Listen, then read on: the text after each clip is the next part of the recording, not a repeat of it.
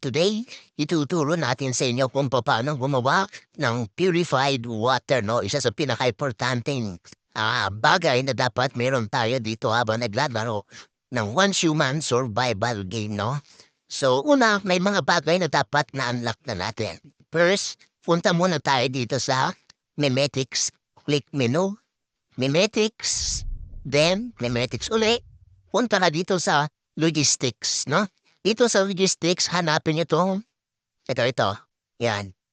Rainwater collection system. So, kailangan na-unlock nyo na yan para makagawa ka ng rainwater collection system. Pangalawa, dapat na-unlock mo namin itong water tank para makagawa ka syempre ng water tank. Then, pangatlo, dapat unlock na rin itong water filters para makagawa ka ng water filters. Then, pang-apat, dapat na-unlock mo na rin itong solar powered generator, no?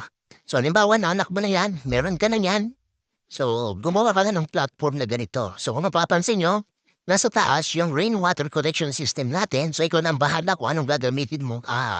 Structure dyan. Basta ito yung akin is simpleng, ano lang naman, simpleng illustration para mas mabilis yung maintindihan paano gumana yung automatic farming natin, no? Ibig sabihin, hindi ka na mahihirapan magpakulo dito ng tubig, no?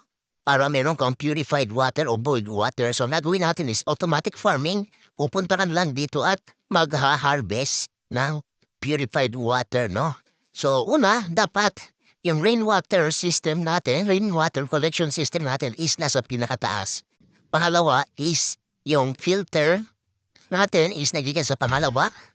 Sa second story natin, then ang pinakalas yung water tank natin is nandito sa baba. Itong ating solar panel, kahit saan natin pwede ilagay ito guys, no? Pwede natin ilagay kahit saan, basta importante na arawan siya, no? Kasi nga solar panel siya. So ngayon, ang gagawin natin guys is i-connect natin itong rainwater collection system natin dito sa filter. Then itong filter, kailangan niya ng solar panel, i-connect natin siya dyan. Then, kukunin din natin itong water filter natin ito sa water tank natin para dito tayo mag-harvest ng purified water kagaya nito. Ayan, ang purified water yan. So, beto lang, napakadali na yan guys. Halimbawa na, set up mo na yung platform mo. Meron ka ng platform na ganyan. So, kung ito ang gawin mo guys, paano mo connect? Punta ka dito. Then, click mo yung build. Ayan, build. Then, territory. Itapat mo siya doon sa rainwater collection system. Pag nakatapat na, i-click mo tong press and hold for management. Ito, yan. Long press, then swipe mo dito sa water pipe. Magkakaroon ka ng water pipe. Kaya nakikita niyo yung kulay green na yan. Yan, itapat niya lang yan sa water filter, automatic. Click build.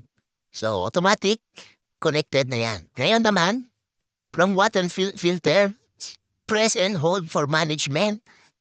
Water pipe again, then, baba ka dito sa baba. I-connect ko naman dito sa water tank natin, then, click build. Pag nakakonect na yung rainwater collection system mo sa filter, at yung filter mo nakakonect na dito sa water tank, papaganahin na natin itong water filter natin para ma-purify na yung tubig. So, gagawin mo, itapat mo ulit yan sa filter natin. Pag nag-green na, press and hold for management ulit. Then, swipe mo naman dito sa wire. Kanina, nandito sa water pipe, ngayon naman, sa wire mo naman sa swipe. Then, makikita nyo, may wire tayo na manipis dyan. I-connect nyo dito sa solar panel natin. Then, click build. So, ayan guys. Buo na yung ano nyo.